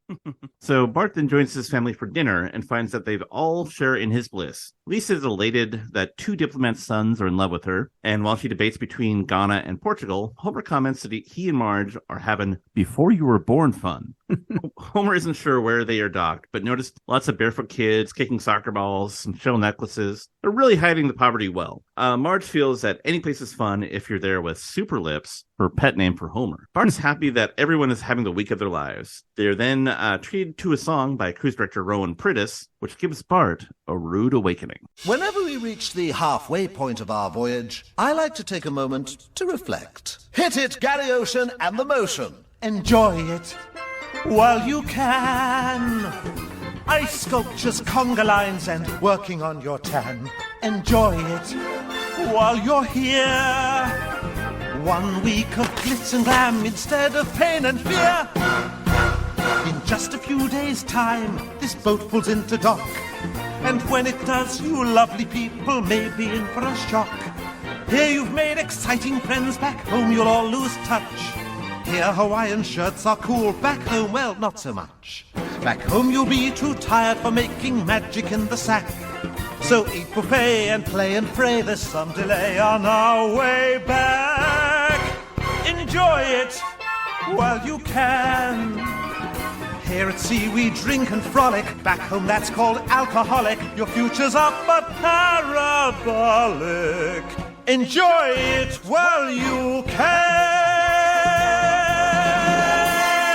Steve Coogan playing Rowan. There's a couple times when they have the voice or a celebrity guest star doing the voice, where it actually looks like the person doing the voice, but they're playing a different character. And I think this is one of those episodes where like the caricature of Rowan looks like Steve Coogan and is voiced by Steve Coogan, but boy, it ain't Steve Coogan. I think that's kind of fun. They're like, well, I'll just draw him, and like that's what the character will look like. Because in a way, like it's interesting to think about it. It's like in a way, it's like, well, if like an actor's guesting on like a sitcom, like you know, they're not going to look different because that's who they are. Exactly. Yeah. Like when Chris Rock was on the Fresh Prince of Bel-Air, it just looked like Chris Rock. Wait, Chris Rock was on the Fresh Prince of Bel-Air? Yeah, he was a up and coming comedian who Will Smith helped tell him that he was good. What did Chris Rock say about Carlton? Hey, keep Carlton's motherfucking name out of your motherfucking mouth. Okay. He was on an episode, and he looked like Chris Rock. That's fine. I think his name was Chris on the show, too. Are you just, like, on Peacock watching, or who has Fresh Prince? Is it Max or Peacock? Okay. But I don't know why. I just got Fresh Prince on the rain for no reason. Yeah, what a fun song. Really good. Also, just the realization that Bart's having, I just really like. Mm-hmm. Absolutely. So the audience cheers at the songs, but Bart runs out of the restaurant facing a harsh realization. No matter how much fun he crams into this cruise, it will only last a week. Then it's back to Homer and Marge fighting, Lisa moping, homework, bullies, and a lunch bag sandwich soggy with the sweat of the juice box. Bart walks over by others doing their own 7:30 soliloquies, which I think is funny, that he just happened to be doing a soliloquy at the right time, and tells himself that after this cruise for the rest of his life, it's all downhill. He then imagines himself an old man sitting in a hospital bed, looking at a picture of his younger self on the cruise, saying it was the only good week of his life. Old Bart then shows other photos of himself, boredly sitting in the classroom as a 10-year-old, then in the classroom as a teenager. Next, we see a picture of Bart as an adult, wasting away in an office cubicle. Then at home, reluctantly holding his child, a bottle for the baby, and a can of Duff for him. Finally, we see him in a wheelchair, making Lisa horny, being pushed by his grown-up son. Old Bart passes away, and in the bed next to him, a familiar ha-ha is heard, and Nelson mocks Bart as he dies, just before succumbing to the end of life himself. And that's our episode. Yeah, that's it. Steve, let's take a break and talk about what we thought of it. All right, Bart's dead. We'll be right back. Wait a second. No. I like Bart. Like, out of all like the fun, vivid imaginations the Simpsons characters have of like their future or you know, just conversations like the thought bubbles, like this one like is depressing but also like very realistic in like Bart's mind. It's like, I'm just gonna get through school, have a boring office job, have a kid. Like, this is just gonna be my life. That's just like, he just sees that. And like, as a kid, I think you kind of get to that point where you see your parents, like they're just doing the routine. Like, that's gonna be me, and I'm not gonna have these fun adventures because I'm a kid. And that's like, this is for him, like this is his last hurrah, right? Yeah, his life is this is the peak of his life. Yeah, and some kids peak at 10. So Bart understands that this is his moment. But very depressing. I do like the that sign that said the soliloquies. Just in the background was very fun visual gag. So back on the ship, Bart wonders why vacation can't just last forever, so he decides to take action. He crumbles up his fun schedule and then goes to toss it in the ocean. Fucking litterbug. But the paper wad is shot by a passenger enjoying some skeet shooting. Just a guy with a gun right next to Bart. Sure. So at the South Pacific pool party, there's a volcano fondue, whole roasted pig, and all the fixins. Boy looks through a telescope and tells Lisa that he sees something more beautiful than Ganymede, of course, which of course is the largest moon of Jupiter. And Lisa stutters, saying, "Oh, the boy assumes Lisa is talking about the third largest moon of Jupiter, Io." But he feels that no moon of Jupiter is as beautiful as Lisa. Meanwhile, Homer is dressed in a long wig and grass skirt with a coconut bra, while Marge is dressed like a seaman. They both sip their respective blue and red tropical cocktails, and then they kiss. Oh, I wonder if there was like a deleted scene of like the explanation of why Homer is wearing the Homer's wearing the skirt and the bra. Oh, yeah. I mean, there doesn't need to be, but I think it's funny. I assumed that Marge was dressed like that and Homer was dressed like a sea captain, and then they boned and then they got dressed, but they put on each other's clothing. Oh, that would make a very fun visual gag. Like, yeah, not even reference it, but like have a scene like you're saying with Marge and that, and then next time you see them, yeah, that could have been it. Maybe. We'll never know because this will never be on DVD. That's right. With deleted scenes. Anyway, so as they kiss, they look at their tongues and find they have both turned purple. They share a laugh and then continue to make out. Suddenly, an alarm is heard. This is General William Sullivan with an emergency message. I'm speaking to you from a CDC clean zone. Outbreak of the deadly Pandora virus is spreading rapidly. Unprecedented threat requires a worldwide quarantine. All ships must remain at sea until further.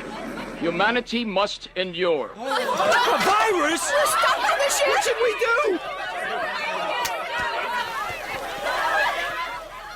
They're buying it. They're buying it. Chillingly plausible indeed, Joe Morgenstern of the Wall Street Journal. Now to make sure no one can call home to check, with a little help from the Make Your Own Sunday Bar.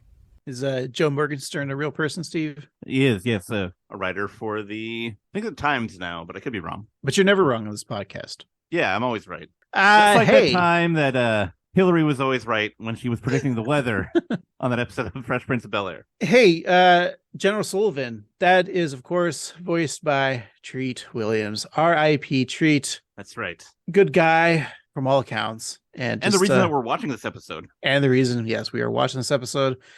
Would you classify Treat Williams as a character actor or just, general leading man for direct-to-DVD movies? Yeah, I think that he is in the Tom Sizemore kind of he's a certain class of actor who, probably thrived in the 80s and then did okay in the 90s and still continued to work throughout the 2000s. Yeah, I mean, his last credit here was Blue Bloods,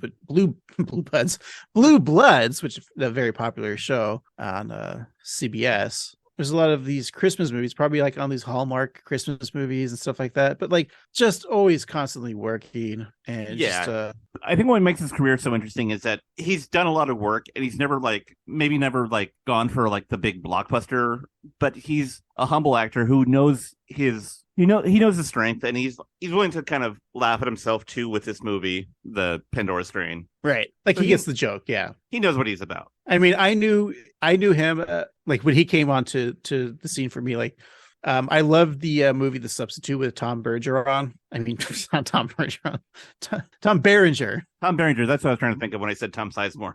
But that's why, because Berenger couldn't come back for the sequel, the substitute, which the Substitute 2. Everyone always does the Electric Boogaloo 2, or a break-in Electric Boogaloo 2. Mm-hmm. Right? Everyone makes that joke of the funniest sequel title. Yeah. But they couldn't get Tom Berenger back for the Substitute sequel, which, if you've never seen The Substitute, it's like Death Wish, any of those revenge porn movies, right? Where it's he plays a mercenary, and his wife's legs, Tom Berenger's wife's legs get broken or something like that, and she's a teacher, and the students do it, so he's pissed off, so he's gonna get revenge, right? So he becomes a substitute teacher to find out who did it. And it's just the idea of this badass just kicking high school kids' asses is just really fun. Mm-hmm. They were going to do a sequel, but then they couldn't. So they didn't have enough money to be a theatrical sequel. So it was just going to be a cable movie. So they made The Substitute 2 instead of Tom Bergeron. God damn it, Tom Berenger. They got, of course, Treat Williams, and it's called The Substitute 2 School's Out. How fucking awesome is that title? Pretty good. And then he continued, that was really Treat Williams' franchise, because they continued and did a 3 and 4. The third movie was called Winner Takes All, and the fourth movie is Failure Is Not an Option. So that's kind of the joke of this whole thing. I think of you always saw Treat Williams as that sort of persona of macho type of guy, guns and badass, and that's why I think we got him confused with being a MAGA guy, because he plays roles like that, right? But in reality, he was he got his big start on Hair. He was a performer, Broadway performer and things like that. So I think that's where we got our confusion with him being that guy would get lumped into the Steven Seagals of the world. Right. He's a good actor. He's in a version of a Streetcar Named Desire. He's a respectable actor who just has a wide array of roles that, might not be the most glamorous, but he's a working dude, or he was, rest in peace. And so. And let's not forget, if anyone's ever seen the 90s superhero movie, The Phantom, which of course is based off of the old pulp hero Phantom. This is again when really superhero movies, there was only Batman that was only really being in theaters. Yeah. And Treat Williams played like the bad guy, like the mustache twirling type of bad guy, and just like gave like a very comic book performance, like, but in a good way. Like it may be over the top, but like what a good villain. Like the Phantom was starting at Billy Zane, who was the character in the Phantom, but what a 90s superhero movie that was. And 7-Eleven's promotion for that ring, that was great. I do remember that. Oh god, yeah. He was in a J. Edgar Hoover TV movie playing J. Edgar Hoover. I'm going to assume that's probably better than the Clint Eastwood Hoover movie. Yeah, with DiCaprio playing J. Edgar Hoover. Yeah, I'm going to assume you're right. Yeah. And I didn't know this. Like, I mean, maybe like the first thing I ever saw him was in 1941, which is like the lesser of the Spielberg catalog. But still kind of like, it's an interesting movie, but we're not here talking about that. But I didn't know this because when he passed away, like Mark Hamill posted a picture of himself and Treat on Empire Strikes Back, and apparently he was in Empire Strikes Back. Treat Williams was. I didn't know. Wow. Huh. Yeah, that's cool.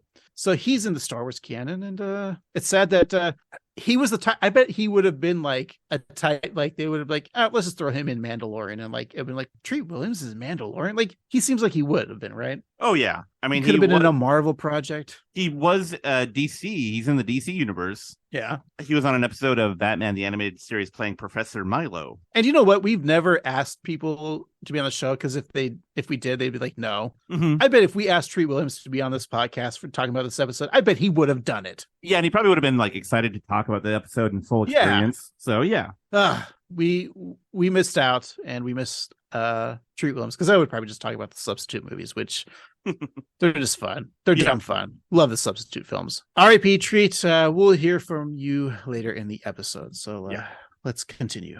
Alrighty. So Bart's back there, and with a squirt, he douses the ship-to-shore communication center console with hot fudge, ending contact to the outside world. He gives himself a victory squirt of fudge and laughs to himself while other passengers begin to panic. Were you thinking that when Bart squirted the hot fudge in his mouth that he was gonna like go, oh my god, like yum? Like I was waiting for that. Like, oh yeah, because if it's still like hot fudge, it's probably gonna hurt, right? I mean, it could have been like not hot fudge, but fudge for hot fudge. If that makes sense. Like, okay, so like it wasn't like warmed up yet. Maybe it's for like the fountains or something. Like exactly. Yeah. Fountain, yeah. What's the difference between like a chocolate syrup, like the Hershey's chocolate syrup that you put on like, you know, make a milkshake with, or put on like a sundae, versus like the hot fudge? Is it just because like the fudge is like thicker? I think so. It's thicker and probably has more of a cocoa powdery flavor. Like it's a bit richer in flavor, because I feel like Hershey's is a little thin. Yeah. Are you more of a syrup or fudge guy? I like to go down to Fudge Town. What about milk? Do you like milk? Milk, yeah. Milk. Lemonade. But really, I got to go around the corner because that's where the fudge is made. I know they came out like maybe 20 years ago at this point, but to me, it's still a new product. But I don't know if Hershey makes it, but it's when you squeeze it out, it just becomes hard on the ice cream. You mean Magic Shell? Magic Shell. I fucking love Magic Shells. Yeah, that's from my childhood. You can make it at home. With coconut oil and chocolate. Huh? Like chocolate what? Like chocolate syrup. Oh, okay. It just freezes instantly. It's amazing. It's great stuff. Huh. So you would, as a child, like your parents would make that for you. Yeah. Like it was, because now it's like store brand. Like, but no, we would buy the store brand then. I just I didn't know it existed. Yeah, I remember it as a kid because I remember my brother always had it at his house. So my parents denied me this hard fudge thing for years. True. Yeah. Oh wow! I just thought it was a new product. No, it's... son of a bitch. Anyways, yeah. So the people are beginning to panic, and one man is hoarding shrimp, while a couple limbo under a bar to find guidance from the ship's cruise director. So Rowan tells the crowd that the attempts to reach the mainland were met with nothing but static. In order to avoid the deadly virus, which is kind of crazy because, you know, people talk a lot about Simpsons predicting it, so they're talking about being on a cruise ship when a deadly virus goes all over the nation, or all over the world, rather. It appears that they must remain at sea indefinitely. Everyone panics, and Bart shouts, "Vacation forever!" So days go by, and the ship becomes more and more dilapidated, just looking worn down. There are fires. Things are starting to break down. But cruise director Pritis tries to keep things positive. Good morning, everyone, as we greet a sunny day 12 after virus. While the world deals with their pandemic, we're having a fun-demic under the capable hands of our Norwegian Captain Svalbard. I always knew mankind's hubris would doom us all. Yeah, he spoke of it often.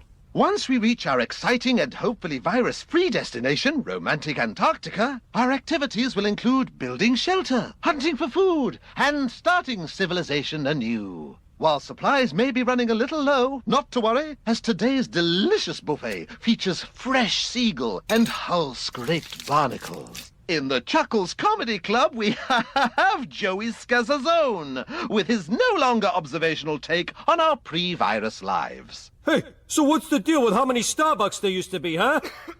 I don't know why that bothered me so much. Hug your kids. As a comedian, it did bother him that there was too many Starbucks. Hey, Steve, are you going to have the seagull or are you going to have the jellyfish? Oh, maybe some jellyfish, yeah. Doesn't look appetizing. Seagull's just bird, right? I'm sure it tastes fine. Yeah, probably just tastes like chicken. Yeah, but it's illegal, right, to kill seagulls, I believe. I think so, yeah. Yeah. But they're on international waters, so. Oh, yeah. Anything goes. Anything goes. Remember the pandemic? Did coronavirus ever get to Antarctica? I don't think it did. I don't think so. I think the thing scientists were okay. Good. Yeah. Well, over the PA, Rowan continues his message saying that the Sensation Luxury Spa is now the stronghold of the charismatic cold leader, Dave, the lifeguard. Dave, in a Speedo, wields a pool net and tells his followers that mankind has warned not to run near the pool. And because mankind did not listen, the virus is his reward. Rowan Prittis then reminds the people aboard the ship to always have fun because fun is the only thing keeping them alive. So Homer begins to throw money from his wallet overboard, calling it worthless. Which is dumb because yeah, there's a pandemic, but currency still probably exists in the world. Yeah, and eventually they're going to be back, and he'll need money. Yeah. So Bart thinks this is all great, saying that if it weren't for the virus, they'd all be back in their sucky lives. But instead, Marge and Homer are on the ship where they can be lovey-dovey all the time. And Bart tries to get his parents to kiss, but Marge tells him that they're just too worried to enjoy each other's mouths, which is a weird way to put that. Yeah. Homer complains about the declining customer service, and we see drunken employees tell Homer to drop dead, fat ass, before throwing a deck chair at him. And just think, just last week, that same steward called Marge a lovely lady and brought her extra shampoo. And just think, your normal customers, every day you can say, drop dead, fat ass, and throw a deck chair at them. I just appreciate my store buying deck chairs for me. Yeah. Well, Bart then checks in with Lisa, the Kid Zone elite, but Lisa is fearful that the people on the ship may be the last of humanity. Like monks during the Dark Ages, it's up to the Kid Zone elite to make a record of human culture. One kid recreates The Little Prince. Another shares Itchy and Scratchy to the future world, while another group is adapting classics for the stage to entertain a generation of survivors. We then see two kids on the stage dressed as Professor X and Magneto from the Marvel Comics X-Men, debating how best to relate to humankind. This is very funny that the kids are translating the classics into them like X-Men is one of the classics. I mean, in a way, though, like when we look at culture, say 50 years from now, we're not going to be talking about the books we read. Like, right. Nobody cares about where the crawdads sing or like whatever people read. They're going to be talking about the Marvel movies. Like, like back in the 21st century, it was Marvel Phase 3 followed by Phase 4. What I'm asking you is, like, let's say we had a apocalypse, right? And everything, like, electricity is gone. Like, we can't watch anything. We can't. All we have is books, but those are all burned up somehow. And it's just like, let's just say our area is the only place that survived. Everyone else is dead. And so now, like, we're trying to rebuild civilization, and they come to you and they're like, Steve, we need entertainment and literature. What can you tell us about the Fresh Prince of Bel-Air? Well, in West Philadelphia, he was born and raised. On a playground is where he spent most of his days, shooting some b-ball, acting all cool. But then, you got it, he got one little fight, and his mom got scared. Said he's moving with his auntie and uncle to Bel-Air. Have you ever heard the theory that... Sorry to cut you off. No, that's fine. But have you ever heard the theory that the ultimate It's Always Sunny in Philadelphia episode would be about how Charlie, Mac, and Dennis were the kids that were bullying Will? Oh God, that's a very funny idea. That should be like Will Smith's comeback tour, like just an episode of It's Always Sunny where they come back and he's like, remember me? And like no, I'm that kid that you used to bully. And they're like, oh, on the playground, yeah. I just see the heads and like, because of you, like I am who I am now. And then he's like successful, and like it's literally Will, the character from Fresh Prince of Bel-Air, Banks. Was that his last name? Will Banks? That was the family's name. I think his name might have been Will Smith, but okay. But yeah. And then like he's like, and then it says how like great his life has become, even though like because all their lives still suck, right? Mm-hmm. And then so it's like just wants to thank them and everything like that. And then he's like right before he leaves the bar, he's like, and one more thing, like what? And then he just slaps everyone and leaves. And scene. And scene. There you go, Rob McElhaney and Charlie Day and Glenn Howerton. I just wrote the episode for you. Boom, you're done. So Bart doesn't understand why people can't enjoy their forever vacation. He then finds some artwork of two olives using a martini glass as a hot tub, which is very funny, classic, booze artwork. Yeah. Which the gallery was going to throw away like worthless garbage. Marge then suspiciously invites Bart to sit down with the family and enjoy a movie. Humanity must endure. General, it's worse than we thought. The virus is getting bigger. How could you? Gotta go. Man, I kicked butt in the gladiator arena today. I won the last package of hot dogs on the ship, but I got robbed by marauders on the way home. There is no virus. Bart faked the whole thing with a DVD. A direct-to-video DVD. You stand accused of letting down your team during music trivia. Your punishment? 8 hours in the penal conga line. Excuse me, Cruise Director Prittis. My son has something to tell you. Speak, passenger, son of passenger. It was all a hoax. There's no virus. But the warning from the General! That was just Treat Williams in a virus movie. You know, I thought that General looked familiar. What? I'm in a lot of movies. There's a treat once again. I just love that he's just making fun of himself, and then what a great sport right there. Yeah. Man. If we only reviewed this episode before we disparaged him, we wouldn't be here today because we've already reviewed it. But he really lives up to his name, Williams. Damn it. But it's also really funny that Treat Williams has been on this cruise the whole time and is also wearing the crew jacket to that movie. And to realize when he saw that, like, wait, that's me. But like the joke is like, wait, I'm in a lot of movies. So maybe he's just like, oh, he's that guy. Mm-hmm. I don't know. Very fun joke. So a mob forms around the Simpsons, and a boy from Kid Zone Elite tells Lisa that he takes back everything he said that night at the Dolphin Lab. While another kid who happens to be in a wheelchair rips the Kid Zone Elite patch from Lisa's shirt. Bart feels they just got some extra vacation, and is that so bad? And then one man shouts, I think I ate people meat. And Bart realizes that the severity of what he did. Marge pleads to the crowd, saying there's a chapel on the ship, and in that chapel there's a book. Like we're getting this like swelling up moment of like she's gonna have the this big like speech to get everyone on her side. And the book, and she's saying in the book there's this quote that says, "Judge not lest eat." And then before she can finish, of course, the Simpsons are left on the icy land of Antarctica in like their regular Simpsons clothes. Bart in his shorts and Lisa in her dress. Not cold at all. No. So the cruise director states that after this debacle, he'll be lucky if he gets work on a clothing optional Jimmy Buffett cruise. Steve, I bet that's a joke, but it probably exists. I could definitely see that. Yeah. And if it does, and we were on the cruise, we'd be the youngest and the fittest on that cruise. It's so depressing. And true. As Rowan dumps out the king-size duty-free bottles of Crown Royal and Old Spice, he shouts, "Never have fun." I thought his whole motto was always have fun. Oh, wow. So Homer tries to salvage his affordable booze and cologne. As the ship pulls away, the family watches as Homer sips the Crown Royal salt water and dabs the saltwater Old Spice. It would have been funny if he was drinking the Old Spice and putting the Crown Royal on his body instead. Yeah. But Steve, because as of this episode, the Simpsons now have traveled to every continent. Wow. All 7. That's great. Yeah. The family begins to walk towards the research station 3 miles away. Lisa throws snowballs at Bart's head, which he admits is fair, and he deserves it. And then a big snowball hits his head, and he complains, and Marge apologizes, saying that she just needed to get that out of her system. It's funny, because you could see Lisa throwing snowballs at Bart, even And Homer. But the fact that Marge is doing it is very funny. And it's also like the size of like a snowman's head. Yeah, exactly. Like she's been balling it up. It's very, very funny. So Lisa thinks that Bart was just thinking of himself, but he explains otherwise.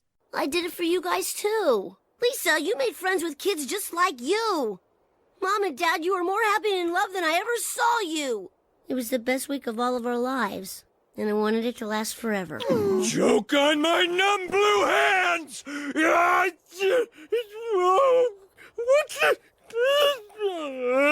Hey, up here! You gotta see this! From egg to baby to grown-up, we can see them living their entire penguin lives from up here. What a load of crap. They spend all their time trying to raise a baby, and why? So it can grow up and do the same dumb thing on and on forever. The penguin's life isn't all bad. Those ones are having a blast. But the slide's just like our cruise. A short, awesome thing that shows you how boring the rest of your life is. Well, sure, life is full of pain and drudgery, but the trick is to enjoy the few perfect experiences we're given in the moment. And that's the moral of the story, everyone. Deep. Yeah. Again, they're not frozen yet from just wearing their basic clothes. They've got towels around them. The Homer's like blue numb hands was disturbing to me, but Yeah. it's like, I don't want that. What a fun way a sentimental way, right? To wrap up the episode. I think so. Yeah. Well, Homer tells Bart to stop thinking about fun and just have it. He then pushes Bart down a cliff where Bart breaks his neck and dies. The end. Okay. So where he starts sliding down with glee, much like those penguins do. And Homer and the rest of the family join Bart slide down the ice with the penguins. Not the Pittsburgh Penguins, but the Antarctica Penguins. Oh. Yeah, the camera pans out to show this scene as a photo begins to be held by old Bart in his room, where there are pictures of Bart going down a slide, riding a shopping cart down a hill, sliding down an emergency side of an airplane, and him. A reference, I think, to do you remember that guy who like he's a flight attendant and he quit his job by like taking 2 Coors Lights or like 2 bottles of beer? Was that in like 2011 then? Yeah. Wow. I thought that happened like a year ago. I know, right? It's crazy.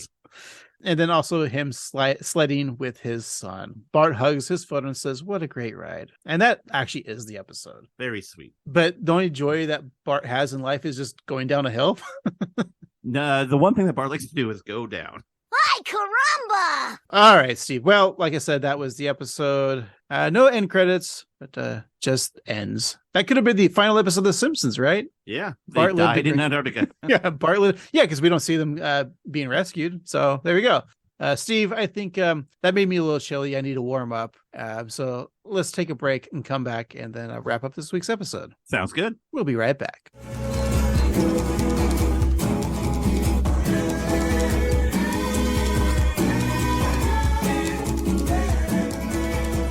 What a great ride.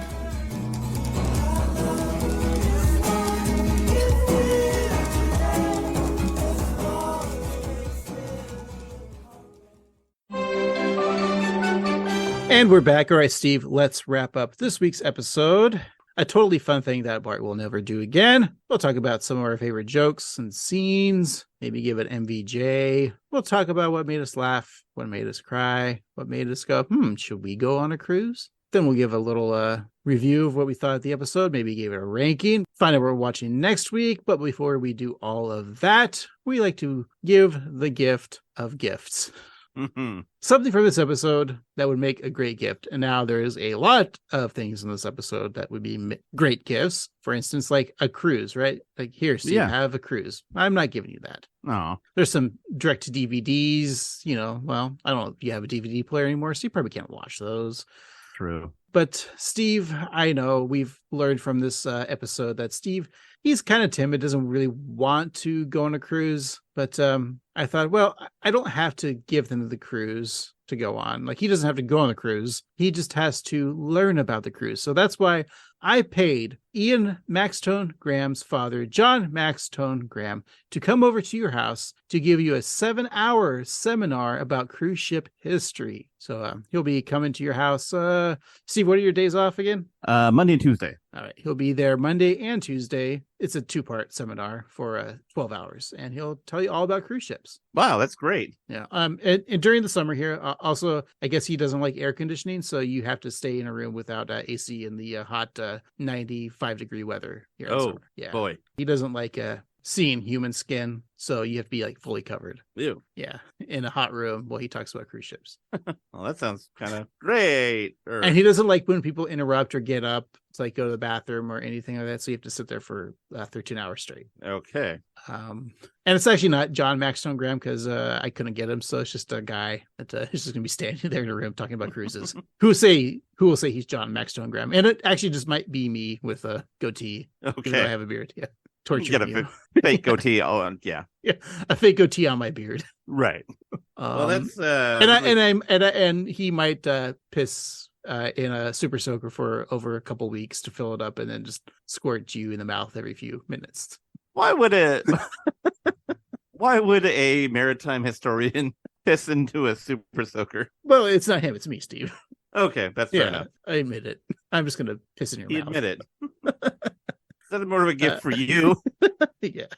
All right, fine. I'll give you a plate of sausages that I'll just steal from you and eat them and just put spilled milk on them. Wow. Okay. I'm just a jerk. Okay. How about this? A crushed remote control and a crushed can of juice or box of juice. All right. I appreciate that, Craig. And some penguin eggs. Well, I went to the trouble of getting you. I went to this amazing sale and I got you a mattress, some underpants, and even some vintage teeth. Because I know that, sometimes money's a little tight and you can't always afford your Tums. There you go. I assumed you were going to come over to my house. And since I have so many squirrels, that you were going to let me taunt you so you can get into a fight with a squirrel. I think you can fight your own squirrels. No, they love me too much. They would never hurt me. Ah, yes. You are the king of the squirrels. I am, yeah. I have many names for them, and they're my friends. All right, Steve, our gifts are pretty fun, but the real gift is a treat, and that is Treat Williams. Steve, what were some of your favorite moments in this episode? There's a lot to love in this episode for me. Just from the jump, the kind of music video style thing with just Bart going about his week, like it felt so relatable. Just just the shit piling on top of shit, and just kind of taking a deep breath and dealing with it. And then you see that commercial that's like offering him a glimmer of hope, and then that childhood wonder of just wanting it. That's really great. I love how busy and active the cruise ship was. There's so many activities, and the fact that they went to the trouble of making that list and going through all of it. I think that Treat Williams' performance was a lot of fun. I think that him being self-aware about how many movies he made that he doesn't even remember a movie that he was in. That's great. All of the fancy Kids Zone Elite stuff, like the Rem Cool House and the Teen Crisis Center for Jellyfish. Like, that's a lot of fun. It's weird because there's a lot of funny in this episode, but I think that if I have to give it to MVJ, I think it's just Bart, because no, I'm going to take them back. I'm going to give it to Stephen Coogan or Rowan Prittis. The song was a lot of fun. That line about your life being parabolic, it's going to go in an arch and then it's just downhill from there. I thought that was really brilliant. And I think that he was just so effortlessly fun as the cruise director. I'm going to give it to him. What about you, Craig? I think for MVJ, I'll just give an honorary mention, of course, to Treat Williams. I mean, we all expected he'll get the honorary mention. I love the kids playing, reenacting X-Men. I think that's a really funny scene. Lisa's great, just her neuroses of she needs to try to, all the smart kids try to remember human history. I think is really funny. Marge at the end too, throwing the snowball was great. It's not to forget, I love crowd scenes where there's just mobs cheering in the back or screaming in the background, especially when you find out there's a pandemic and there's always oh my god, but I think Bart, you're right. I think Bart does get the might be, I don't know if it's jokester, but there's something about Bart where he plays the character not like Bart, but he's actually, even though he's being selfish, he's trying to do something good for the family. So I think that's right. a nice aspect. He does care. He loves his family. Also, speaking of the mob people, the guy who says, "I think I ate human meat." Yeah.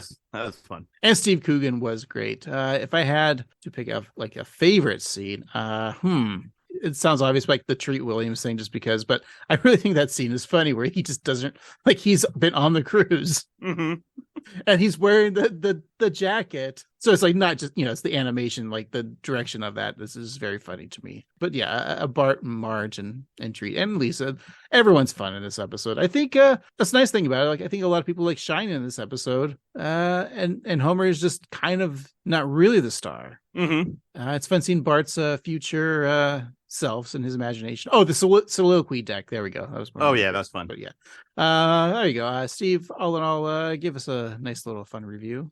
So this episode, to me, near perfect. I have no complaints. It feels like just a great episode. I know that, the idea of the Simpsons going to blank place is belabored, but I thought that this was earned. And, I'm somebody who has a pretty easy life. I have a job where I get to make coffee and pour beer for people. I've got a great wife. I've got a cat who's normally cool, but sometimes a jerk. But all in all, like, I feel pretty blessed with what I have. But even I still feel like sometimes the day-to-day monotony of life is just a lot and it drags me down. And, you just want to escape. And I get where Bart's coming from, and that feeling is so human. And, you really get to see his perspective as to maybe why he is who he is, because aside from his own stuff and like the line about having the lunch bag still sweaty from the sweat of a juice box, like that's so visceral. But also, he sees his parents, fighting, but when they're on vacation, they're all lovey-dovey. And he sees his sister, who might be a pain, but also she's like happy and not so mopey. And he just wants everyone to be happy and to enjoy life. And isn't that what we're all trying to do on this crazy blue ball called Earth?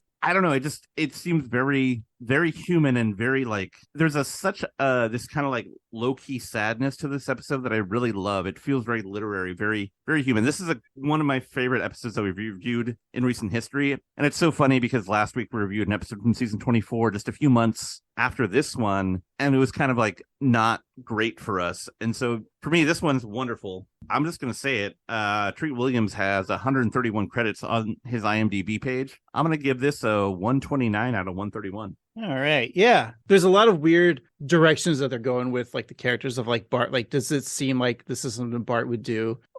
And I think it totally is, because Bart always has like selfish intentions, but in a way it's coming to help other people. So like he sees it like he's helping himself, but then realizing, like, oh, this is actually helping people. And I think he's got a big heart. And I think this is something that Bart, obviously would do. And I think the weirdness of things for me that is like Homer and Marge aren't pissed that he sold everything. I think that's weird. Like, Homer should be pissed about that. Marge should be pissed, but they're not. And it's interesting because they're maybe in a way like they're being good parents, because they're kind of seeing like, oh, Bart is depressed and this is what will make him happy. And then it's interesting because they take that turn of like, well, they're not going to get mad at him, so they're going to also help him. So I think that's a cool thing that these parents are doing, known as Homer, Marge. And yeah, Lisa is perfectly Lisa in this episode, which I love that. And, we always talk about like, we like sometimes just those like family episodes. And this is, this is like a very much like a family sitcom that you could not do on every other family sitcom. It'd be just too expensive. Right. Although I'm pretty sure Full House probably did this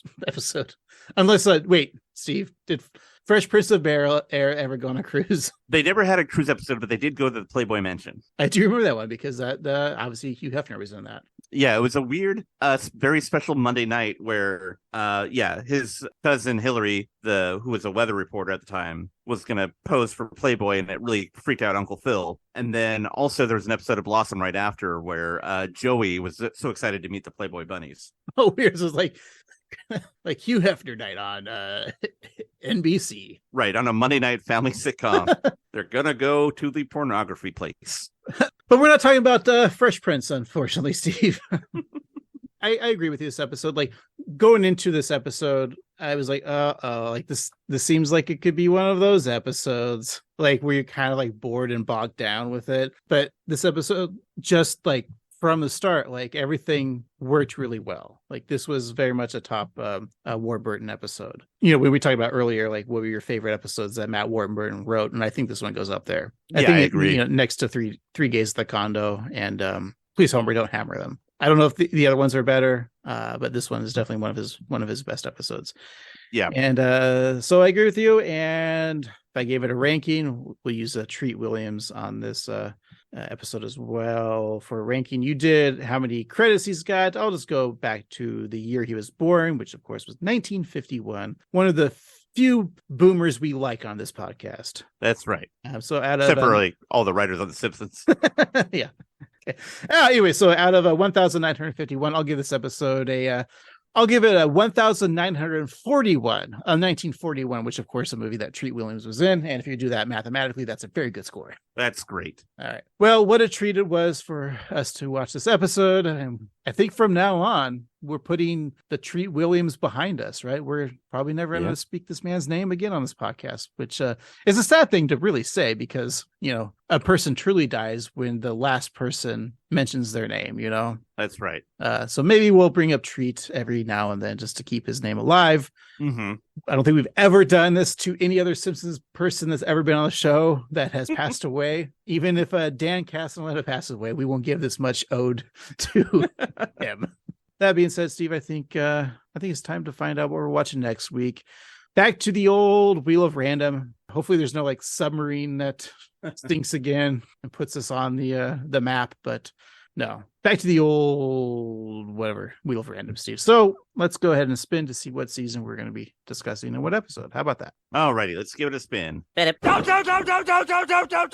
right, we got season 17. Season 17. Let's give the episode wheel a spin. Episode 22. Season 17, episode 22. All right, Steve, what do you think that title would be? If you need a little hint here, I can give it. It was originally aired on May 21st, 2006. It's production code HABF16. It's 378th episode all in all. It was directed by Bob Anderson and written by Joel H. Cohen. Wow, we had Cohen last week, right? That's right. Back to the Cohen. So let's see, 1722. This might be it's the one more hint. It is the season finale of season 17. Oh boy, that's gonna be a big one then.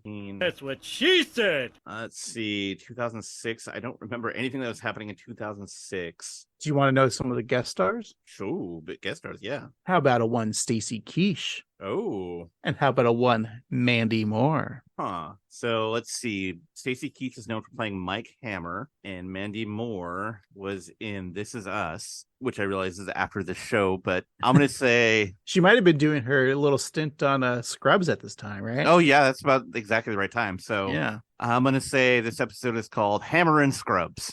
It is not. Oh. In fact, the title is Marge and Homer Turn a Couple Play. So what do you think that episode's about? Marge and Homer Turn a Couple Play. What a weird group of words. I am going to guess that in order to save their marriage, Marge and Homer both star in a community play together. Obviously not A Streetcar Named Desire because Marge already did that, but they're in an erotic play about love and marriage. And through that, they learn to Homer learns to love Marge more, but Marge is just distracted by the director who's played by Stacy Keach. What? Mandy Moore can't be a director? I say No, women can't be directors, Steve. She's the understudy who is smitten by Homer, but Homer doesn't care. No, I think you're wrong.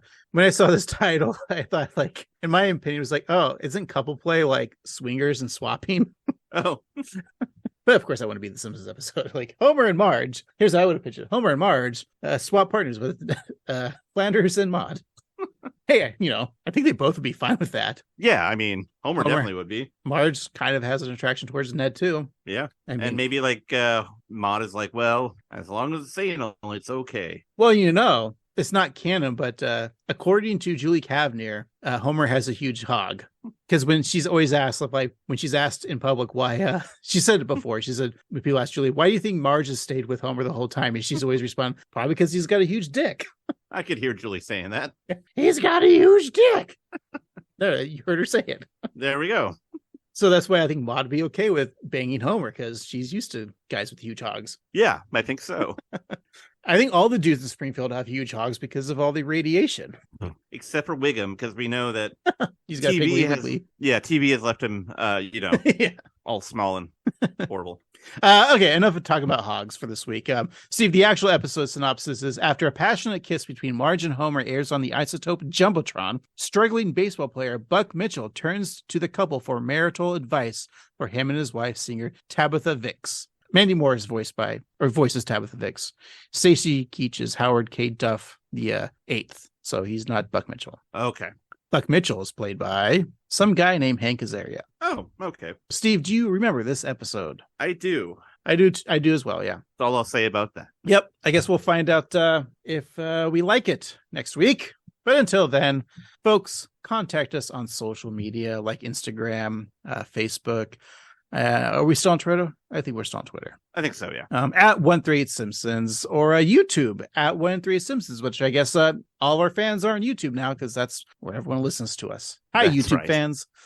And you can always email us at 138simpsons@gmail.com. And hey, if you're so kind, go to your favorite podcatching app. You can leave us 5 stars or the equivalent and a review, but it doesn't need a real review. You can just tell us where you would like to escape to. Leave the pain of life. Leave us a voicemail. Just go to the podcatching app and scroll down, and there'll be a little button that says leave a voicemail. You can do that. We want to hear from you. You can also go to anchor.fm/138simpsons, and there'll be a link there as well to leave a voicemail. Don't worry, no one's going to pick up. You're just going to have to drop a line, and then we'll play it on the air as long as it's appropriate. And if it's not appropriate, we'll definitely play it on the air. Exactly. And hey, if you want to look cool like we are, if you want to be like, those Annoyed Grunt Boys, they sound cool, so they must look cool. Well, you can look just like us by going to tpublic.com/user/AnnoyedGruntBoy and buy yourself a t-shirt or, some swag with the AGB stamp of approval. That's right. And thanks again, everyone, for listening. Tell a friend, tell a coworker, tell an enemy, tell your mom, tell your dad to listen to this podcast because we want to get more listeners like you. So for this week, I've been Annoyed Grunt Boy Craig. And I've been Annoyed Grunt Boy Steve. And remember, life is full of pain and misery, but the trick is to enjoy a few things in the moment. Go to hell, land sex.